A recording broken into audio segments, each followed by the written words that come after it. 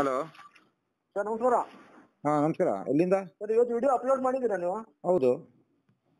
ಅದು ಅಂದ್ರೆ ಲೈವ್ ಒಂದು ಎಷ್ಟು ಒಂದು ಅರ್ಧ ತಾಸು ಇದೆಯಾ ಸರ್ ಇವತ್ತು? ಹೇಳಿ ಹೇಳಿ. ಅದೇ ಸರ್, ಅದೇ ನಾವು ಮಾಡ್ಬೇಕಂತ ಮಾಡಿದ್ದೇವೆ. ನಮ್ಮ ಹೆಸರು ಮಾಂತೇಶ್ ಅಂತ. ಹಾ ನಾವು ಡೈರಿ ಫಾರ್ಮ್ ಮಾಡ್ಬೇಕಂತ ನಿಮ್ಮ ಮಾತಿಂದ ಅಂದ್ರೆ ನಿಮ್ಮ ಮೇಲೆ ಸ್ವಲ್ಪ ಫೇತ್ಫುಲ್ ಆಗಿ ನಂಬಿಕೆ ಇಟ್ಟು ಒಳ್ಳೆ ಆನೆಸ್ಟ್ಲಿ ನೀವು ಹೇಳ್ತಾ ಇದೀರಲ್ಲ. ಎಲ್ಲಿಂದ ಮಾತಾಡ್ತಾ ಇರೋದು? ನಾವು ಇದೇ ಶಿರ್ಸಿಂದ ಬೆಳಗ್ಗೆ ಮಾಡಿದ್ರಿ ಸರ್. ನಮ್ ಜಮೀನು ಇರೋದು ಗದಗಲ್ಲಿ. ಹಾ ಹಾ ಹಾ ಹಾ ಹಾ.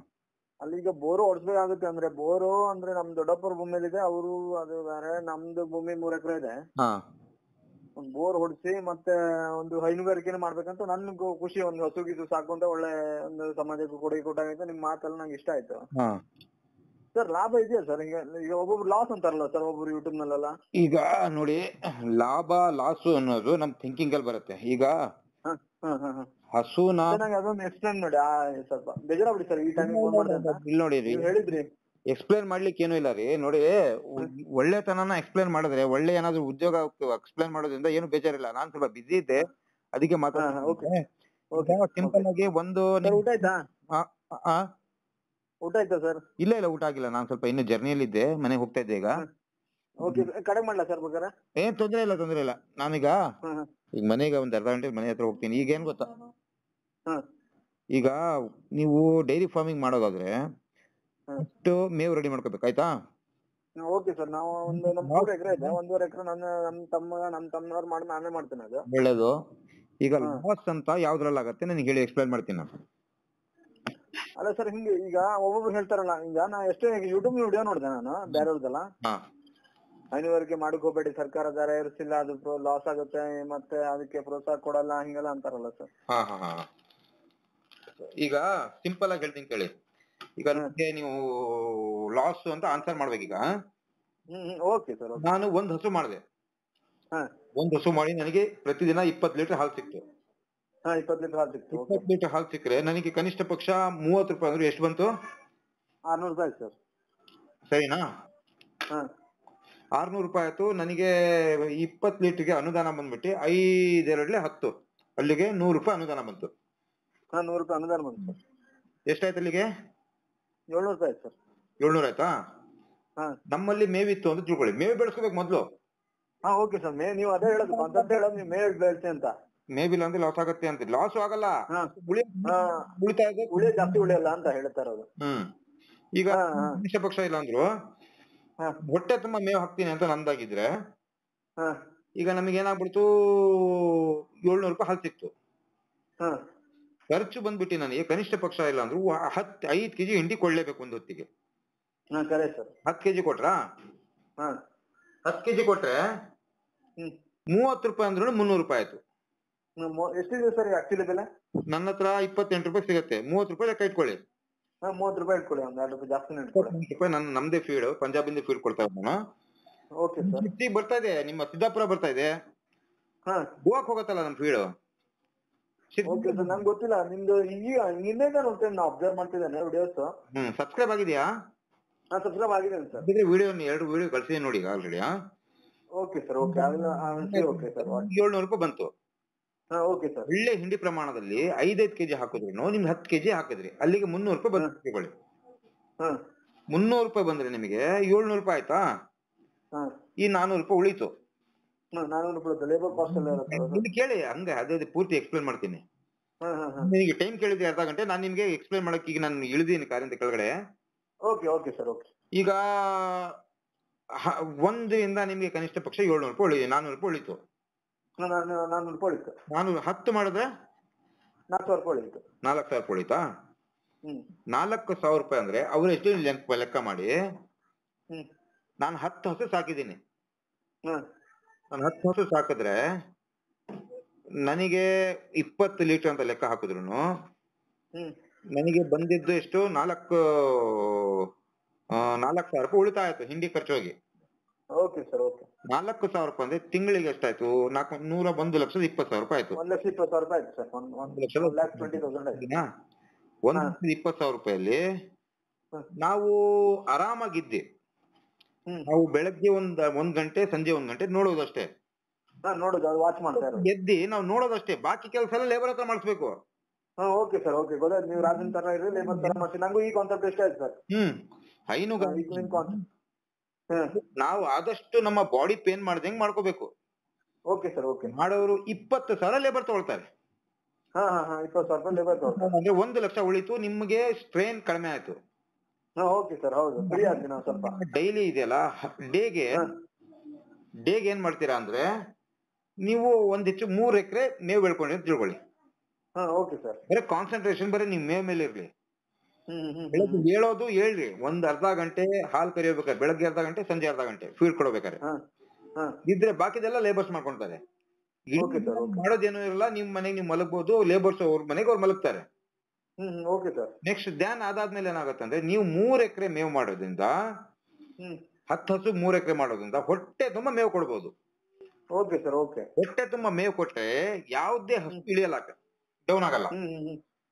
ಪ್ರಮಾಣ 2 ಲೀಟರ್ ಜಾಸ್ತಿ ಮಾಡ್ತಾವೆ ಹೊರತು ಕಡಿಮೆ ಮಾಡಲ್ಲ.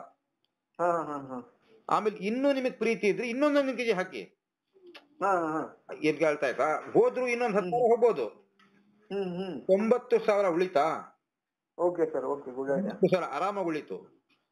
ಲೇಬರ್ಸಿಗೆ ಕೊಟ್ಟಿ ನೆಕ್ಸ್ಟ್ ನಿಮಗೆ ವಿಪರೀತ ನೀವು ಮೇವು ಚೆನ್ನಾಗಿ ಕೊಡೋದ್ರಿಂದ ಕನಿಷ್ಠ 10 ಹಸುಗೆ 10 ಪುಟ್ಟಿ ಗೊಬ್ಬರ ಸಿಗುತ್ತೆ ಪ್ರತಿ ದಿನ. ಹೌದು ಸರ್, ಹೌದು. ಅದು ಡೇ ಲೆಕ್ಕದಲ್ಲಿ ಎಷ್ಟಾಯ್ತು? ಡೇ ಲೆಕ್ಕದಲ್ಲಿ ಆದ್ರೆ ತಿಂಗಳಿಗೆ 300 ಪುಟ್ಟಿ ಆಯ್ತು. ತಿಂಗಳಿಗೆ 300 ಪುಟ್ಟಿ ಅಂದ್ರು ಹೆಚ್ಚು ಕಡಿಮೆ ನಿಮಗೆ 300 × 60 ಅಂದ್ರು ನಿಮ್ಗೆ ಹೆಚ್ಚು ಕಡಿಮೆ ಇಲ್ಲ ಅಂದ್ರೆ 5 ಟ್ರ್ಯಾಕ್ಟರ್ ಗೊಬ್ಬರ ಆಯ್ತು ಪ್ರತಿ ತಿಂಗಳು. ಪ್ರತಿ ತಿಂಗಳು 5 ಟ್ರ್ಯಾಕ್ಟರ್ ಆಯ್ತು. ನಿಮ್ ಶಿರ್ಸಿಯಲ್ಲಿ ಒಳ್ಳೆ ಬೆಲೆ ಇದೆ ಗೊಬ್ಬರಕ್ಕೆ. ಎಷ್ಟು ಸರ್ ಒಂದು ಶಿರ್ಸಿಯಲ್ಲಿ ಎಷ್ಟು ದಿವಸ? ಆಕ್ಚುಲಿ ನಂಗೆ ಗೊತ್ತಿಲ್ಲ. 1,000 ರೂಪಾಯಿ ಇದೆ ಅಲ್ಲಿ. ಶಿರ್ಸಿ, ಸಾಗರ, ಸಿದ್ದಾಪುರ 6,000 ರೂಪಾಯಿ ಇದೆ ಒಂದ್ ಟ್ರ್ಯಾಕ್ಟರ್ಗೆ. 6,000 ಅಂದ್ರೆ 30,000 ರೂಪಾಯಿ ಆಯ್ತು. ಬೇಡ 20,000 ಇಟ್ಕೊಳ್ಳಿ. ಇದೇ 20,000 ನೀವು ಲೇಬರ್ಗೆ ಕೊಡ್ತೀರಾ. 20,000 ಕೊಡೋದ್ರಿಂದ 1,20,000 ಫುಲ್ ಸೇವಿಂಗ್ ಆಯ್ತು ನಿಮ್ಗೆ. ಫುಲ್ ಸೇವಿಂಗ್ ಆಯ್ತು, ಕರೆಕ್ಟ್ ಸರ್. 1,20,000 ಸೇವಿಂಗ್ ಇಲ್ಲ ಅಂದ್ರೂ ಬೆಲ್ಲ ಇನ್ನೂ ಏನೋ ಹಾಲು ಕಡಿಮೆ ಮಾಡ್ತು ಅಂದ್ರೂ ಇನ್ನೊಂದು 20,000 ಹೋದ್ರು ಕಳ್ಕೊಂಡ್ರು 1 ಲಕ್ಷ ನೆಟ್ ಉಳಿತು. 1 ಲಕ್ಷ ಬೇಡ 80,000 ಅಂತ ಉಳಿತಿತ್ತಾ ಅಂತ ಯೋಚನೆ ಮಾಡಿದ್ರು 80,000 ಅಂತ ಉಳಿತಿತ್ತಾ? 80 ಇಲ್ಲ 50 ಉಳಿತು ಅಂತ ತಿಳ್ಕೊಳ್ಳಿ. ನಾನು 1 ಲಕ್ಷದ ನಿಮ್ಗೆ 80,000 ಕಡಿಮೆ ಮಾಡಿದ್ದೀನಿ. ಉಳಿದ್ರು ನಿಮಗೆ ಲಾಸ್ ಎಲ್ಲಿದೆ? ನಮ್ ಲಾಸ್ ಇಲ್ಲ ಸರ್. ಯಾವ್ದ್ರಾಗಿದೆ ಲಾಸ್? ಇದೆಯಾ? ಇಲ್ಲ ಸರ್, ಇಲ್ಲ. ಲಾಸ್ ಆಗೋದು ಯಾವಾಗಂದ್ರೆ, ಈಗ ನಮಗೆ ಏನ್ ಬೇಕು, ಎಲ್ಲಾದ್ರೂ ಓಡಾಡ್ಬೇಕಂದ್ರೆ ಎನರ್ಜಿ ಬೇಕು. ಎನರ್ಜಿಗೆ ಏನ್ ಬೇಕು? ಊಟ ಬೇಕು. ಊಟ ಬೇಕು. ಊಟ ಇಲ್ದಂಗ್ ನಮಗೆ ಏನಾದ್ರು ಮಾಡ್ಲಿಕ್ಕೆ ಆಗತ್ತಾ? ಇಲ್ಲ ಸರ್, ಇಲ್ಲ. ನಾವು ಹೈನುಗಾರಿಕೆ ಮಾಡ್ಬೇಕು ಅಂದ್ರೆ ಫಸ್ಟ್ ಆಫ್ ಆಲ್ ನಾವು ಊಟ ರೆಡಿ ಮಾಡ್ಬೇಕು. ಮೇವು ರೆಡಿ ಮಾಡ್ಬೇಕು. ಅದೇ ದುಡ್ಡು ಕೊಟ್ರೆ ಹಿಂಡಿ ಸಿಗತ್ತೆ. ಹೌದು ಸರ್, ಹೌದು. ಸಿಗಲ್ಲ ಅರ್ಜೆಂಟಿಗೆ. ಅವಾಗ ಏನಾಗತ್ತೆ ಅಂದ್ರೆ ನಿಮ್ ಅನಿಮಲ್ಸ್ ಗ್ರೋತ್ ಚೆನ್ನಾಗತ್ತೆ, ಬೆಳೆಯೋದಕ್ಕೆ ಹಾಲಿನ ಪ್ರಮಾಣ ಜಾಸ್ತಿ ಆಗತ್ತೆ. ನೀವು ಅತಿ ಹೆಚ್ಚು ಒಳ್ಳೆ ಮೇವು ಕೊಡೋದ್ರಿಂದ ಹಾಲು ನಿಮ್ಮಲ್ಲಿ ಅಡ್ಜಸ್ಟ್ ಆಗತ್ತೆ. ಒಳ್ಳೆ ಮೇವು ಕೊಡ್ತಾರಪ್ಪ, ಒಳ್ಳೆ ಇದ್ ಮಾಡ್ತಾರಪ್ಪ, ಇವ್ರ ಜೊತೆ ಚೆನ್ನಾಗಿರ್ಬೇಕು ಅಂತ ಅದು ಮನೋಭಾವನೆ ಬರುತ್ತೆ. ಅಲ್ಲ ಸರ್, ನಮ್ದು ಜಮೀನು ಗದಗ ಅಲ್ಲಿ ಮಾಡ್ಬೇಕಂತ ಪ್ಲಾನ್ ಮಾಡಿದ್ದೀನಿ ಸರ್. ಅಲ್ಲಿಗೆ ಎಚ್ ಸೈಡ್ ಅಲ್ಲೇ ಚಲೋ ಆಗ್ತಾವ ಎಚ್? ಡೆಫಿನೆಟ್ಲಿ ಎಲ್ಲಿ ಬೇಕಾದ್ರೂ ಮಾಡ್ಬೋದು. Okay sir. ಎಚ್ ಅಂದ್ರೆ ನೋಡಿ, ಈಗ ನಾವು ಯೋಚನೆ ಮಾಡ್ಬೇಕಂದ್ರೆ ಪಂಜಾಬ್ ಇಂದ ತರೋದು ನಾವು ತಳಿಗಳು. ಹೌದು ಸರ್. ವಿಂಟರ್ ಅಲ್ಲಿ ಅತಿ ಚಳಿ, ಸಮ್ಮರ್ ಅಲ್ಲೂ ಅಲ್ಲಿರುವಂತ ಬಿಸಿಲು ಎಲ್ಲೂ ಇಲ್ಲ. ಹೌದು ಸರ್, ಹೌದು. ಆ ಬಿಸಿಲು ಅಂತ ಸಿಚುವೇಶನ್ ಸೆಟ್ ಆಗೋ ಅನಿಮಲ್ಸ್ ನಮ್ಮಲ್ಲಿ ಸೆಟ್ ಆಗಲ್ವಾ? Okay sir. ಆಗತ್ತೆ. ಬಟ್ ಈ ರೀತಿ ಮಾಡ್ಬೇಕು. ನಮಗೆ ಲಾಸ್ ಅಂದ್ರೆ ಏನ್ ಮಾಡ್ತಾರೆ ಅಂದ್ರೆ, ಯಾಕೆ ಲಾಸ್ ಆಗುತ್ತೆ ಅಂದ್ರೆ, ಒಂದ್ ವಿಡಿಯೋ ಇದೆ ನಂದು. ಮೊನ್ನೆ ನಾನು ಬೆಳಗಾವಿಗೆ ಬಂದ ವಿಡಿಯೋ ಹಾಕಿದ್ದೆ, ನೋಡಿದ್ರಾ? ನೋಡ್ತೇನೆ ಸರ್, ಅಲ್ಲಿ ಏನಾಗುತ್ತೆ ಅಂದ್ರೆ ಲಾಸ್ ಯಾಕೆ ಆಗೋದು ಗೊತ್ತಾ ಸರ್? ನಿಮ್ದು ಒಂದ್ ವಿಡಿಯೋ ನೀವು ಡಿಲೀಟ್ ಮಾಡ್ಬೇಡಿ ಪ್ಲೀಸ್. ನಮ್ಮಂತ ಅಭಿಮಾನಿಗಳು ನಿಮ್ಗೆ ಇದಾರೆ. ಒಂದ್ ವಿಡಿಯೋನು ಡಿಲೀಟ್ ಮಾಡ್ಬೇಡಿ ಯಾವ್ದೇ ಕಾರಣಕ್ಕೂ. ಇಲ್ಲ ಏನಾಗತ್ತೆ ಅಂದ್ರೆ, ನಿಮ್ ಪೂರ್ತಿ ವಿಡಿಯೋ ಬೇಕಂದ್ರೆ ಕ್ರೋಮಾಗ್ ಹೋಗ್ಬೇಕಾಗತ್ತೆ. ಗೂಗಲ್ಗೆ ಹೋದ್ರೆ ನಾನು ಇಲ್ಲಿ ತನಕ ನಯಾಸ್ ಫಾರ್ಮಿಂಗ್ ಐಡಿಯಾಸ್ ಮಾಡಿದ್ರೆ ಸ್ಟಾರ್ಟಿಂಗ್ ಇಂದ ಇಲ್ಲಿ ತನಕ ನಿಮ್ಗೆ ವಿಡಿಯೋ ಸಿಗುತ್ತೆ. ಓಕೆ ಸರ್, ಎಲ್ಲ ನೋಡ್ತೇನೆ ಸರ್. ಆಮೇಲೆ ಏನಾಗತ್ತೆ ಅಂದ್ರೆ, ಲಾಸ್ ಹೇಗಾಗತ್ತೆ ಅಂತ ಯೋಚನೆ ಮಾಡಿ. ಲಾಸ್ ಆಗತ್ತೆ ಅಂತ ಹೇಳ್ತಾರಲ್ಲ, ಈಗ ನಾನು ಪ್ರತಿದಿನ 3 ಗಂಟೆಗೆ ಹೇಳ್ಬೇಕು. ಪ್ರತಿದಿನಾನು ಡೇಗೆ ಮೇವು ತರಕ್ ಹೋಗ್ಬೇಕು. ಪ್ರತಿದಿನಾನು ಸ್ನಾನ ಮಾಡಿಸ್ಬೇಕು, ಪ್ರತಿದಿನ ಗೊಬ್ಬರ ತೆಗಿಬೇಕು ಅಂದಾಗ ಒಂದು ಮನುಷ್ಯನಿಗೆ ಏನಾಗುತ್ತೆ, ಸ್ವಲ್ಪ ದಿನ ಆದ ತಕ್ಷಣ ಸ್ವಲ್ಪ ಜಿಗುಪ್ಸೆ ಸ್ಟಾರ್ಟ್ ಆಗುತ್ತೆ. ಟೈರ್ಡ್ನೆಸ್ ಶುರು ಆಗುತ್ತೆ. ಡೈಲಿ ಹೇಳ್ಬೇಕಲ್ಲಪ್ಪ, ಒಂದ್ ಮದ್ವೆಗೆ ಹೋಗಿಲ್ಲ, ಒಂದ್ ಸಮಾರಂಭಕ್ಕೆ ಹೋಗಿಲ್ಲ, ಅವಾಗ ಮನಸ್ಸಲ್ಲಿ ಇರಿಟೇಟ್ ಸ್ಟಾರ್ಟ್ ಆಗತ್ತೆ. ಇರಿಟೇಟ್ ಆಗುತ್ತೆ. ಅವಾಗ ಆ ವೃತ್ತಿನ ನಾವು ನೆಗ್ಲೆಕ್ಟ್ ಮಾಡ್ತಾ ಹೋಗ್ತೀವಿ. ಇರಿಟೇಟ್ ಆದಾಗ ಏನಾಗುತ್ತೆ, ಕಾನ್ಸಂಟ್ರೇಷನ್ ಕಡಿಮೆ ಆಗುತ್ತೆ. ಸರಿ ಸರ್, ಗುಡ್ ಸರ್. ಆ ಹಾಲಿನ ಹಸುಗಳ ಬಗ್ಗೆ ಕಾನ್ಸಂಟ್ರೇಷನ್ ಕಡಿಮೆ ಆದಾಗ ಮೇವು ಕಡಿಮೆ ಮಾಡ್ತೀವಿ, ಮೇವು ಕಡಿಮೆ ಮಾಡ್ತೀವ, ಹಿಂಡಿ ಕಡಿಮೆ ಮಾಡ್ತೀವಿ. ಇಲ್ಲ ಅದಕ್ಕೆ ಏನಾಗತ್ತಂದ್ರೆ ಹಾಲಿನ ಇಳುವರಿ ಕಡಿಮೆ ಆಗುತ್ತೆ. ಹಾಲಿನ ಇಳುವರಿ ಕಡಿಮೆ ಆದಾಗ ಇನ್ಕಮ್ ಕಡಿಮೆ ಆಗುತ್ತೆ. ಇನ್ಕಮ್ ಕಡಿಮೆ ಆದಾಗ ಆಟೋಮೆಟಿಕ್ಲಿ ಲಾಸ್ ಆಗುತ್ತೆ. ಒಂದು ಜಸ್ಟ್ ಲೈಕ್ ನೀವು ಒಂದು ಹೈನುಗಾರಿಕೆನ ಹೈನೋದ್ಯಮಕ್ಕೆ ತಗೊಂಡು ಹೋಗ್ಬೇಕು ಅಂದಾಗ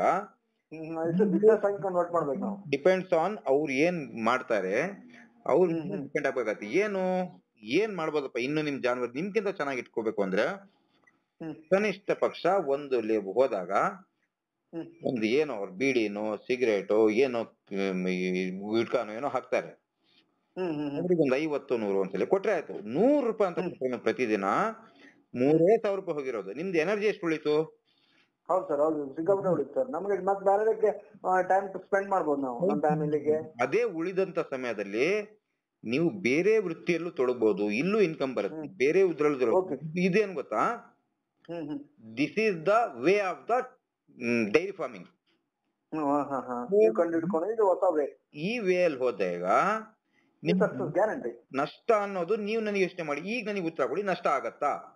ಇಲ್ಲ ಸರ್, ಸಾರಿ ಸರ್.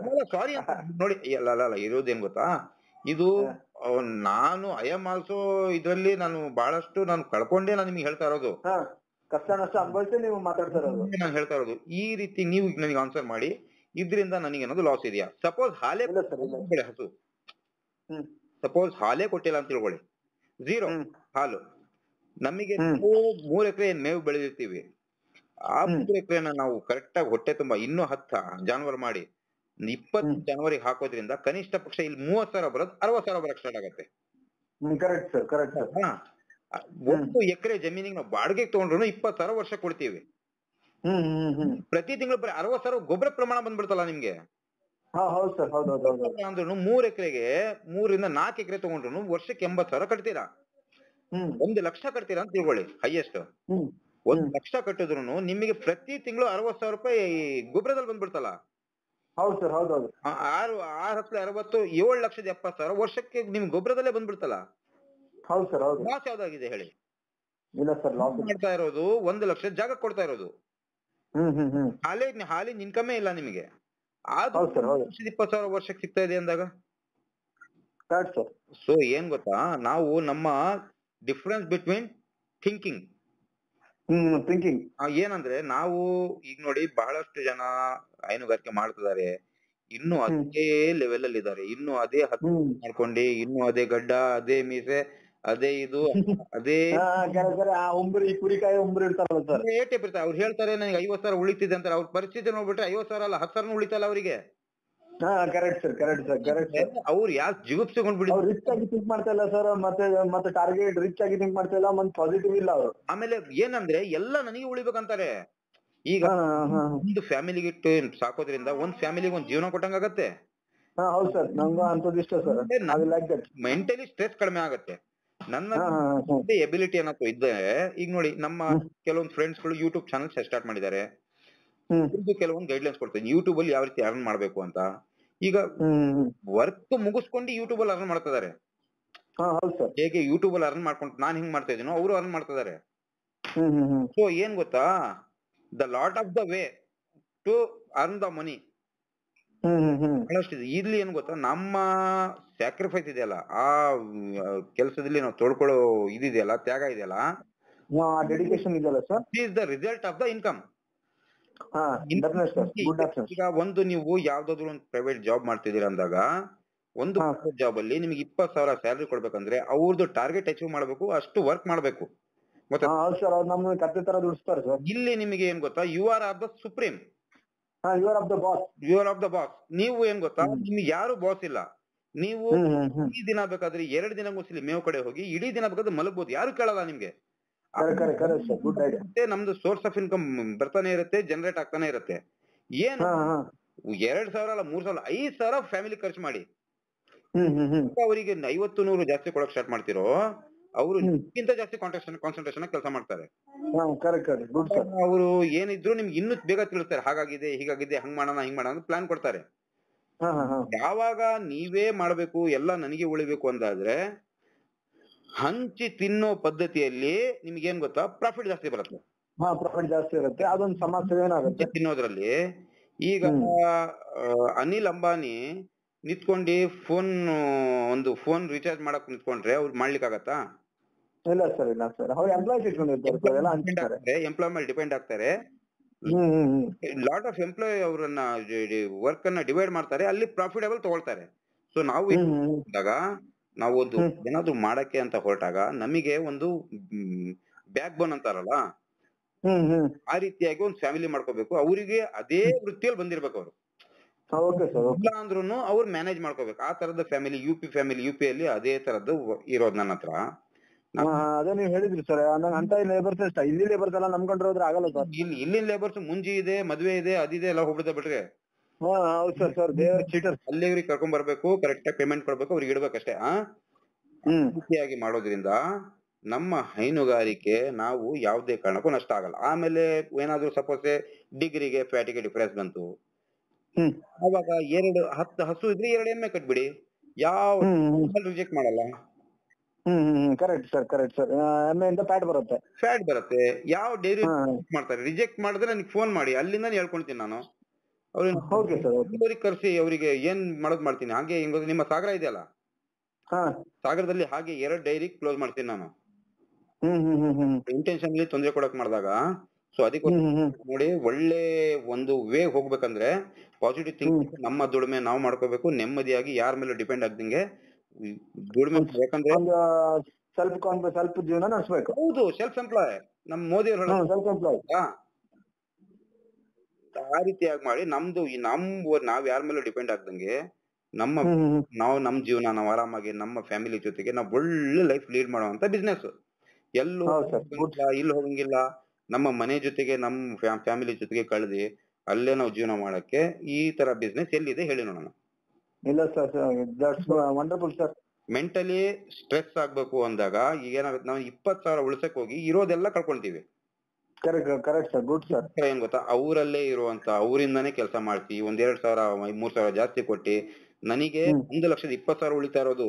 20,000 ಗೊಬ್ಬರದಲ್ಲೇ ದುಡ್ಡು ಕೊಡ್ತಿದ್ದೀರಾ, ಆದ್ರೂ 1,20,000 ಇನ್ನು 20,000 ಕೊಟ್ರು 1 ಲಕ್ಷ ಅಂತ ಉಳಿತಾ. ಇನ್ನೂ 10 ಖರ್ಚು ಮಾಡಿದ್ರೆ ಏನಾಗಬೇಕಾಗಿತ್ತೆ? Sir correct, good sir. 1,000 ರೂಪಾಯಿ ನಿಮ್ಗೆ ಯಾರು ಕೊಡ್ತಾರೆ ಪ್ರತಿ ತಿಂಗಳು? Correct sir, correct. ಅದಕ್ಕೋಸ್ಕರ ಏನ್ ಗೊತ್ತಾ, ಇಲ್ಲಿ ಫೇಲ್ ಅಂತ ಅಂದಾಗ ಅವ್ರು ಮೆಂಟಲಿ ಅವ್ರು ಏನ್ ಮಾಡ್ತಾರೆ ಅಂದ್ರೆ, ಎಲ್ಲಾ ಕಡೆನೂ ನೋಡಿ, ನಾನು ನೋಡಿದೀನಿ ಬಹಳ ಡೈರಿ ಫಾರ್ಮ್, 20 ಹಸು ಇಟ್ಕೊಂತಾರೆ, ಬೆಳಗ್ಗೆನು ತೊಳಿತಾ ಇರ್ತಾರೆ, ಮಧ್ಯಾಹ್ನ ತೊಳಿತಾ ಇರ್ತಾರೆ, ಸಂಜೆನು ತೊಳಿತಾ ಇರ್ತಾರೆ. ಅವ್ರಿಗೆ ಊಟ ಮಾಡಕ್ ಟೈಮ್ ಇರಲ್ಲ, ನಿದ್ದೆ ಮಾಡಕ್ ಟೈಮ್ ಇರಲ್ಲ, ಹುಚ್ಚರು ಮಾಡ್ದಂಗ್ ಮಾಡ್ತಾನೆ ಇರ್ತಾರೆ. ಇದು this is the not way, correct way. ಅವ್ರು ಯಾವ ರೀತಿ ಮಾಡ್ಬೇಕು ಅಂತ ಪ್ಲಾನ್ ಅಲ್ಲಿ ಮಾಡಿದಾಗ ಇದು ನಾವು ಸಕ್ಸಸ್ ಕಾಣ್ತೀವಿ ಅಲ್ವಾ?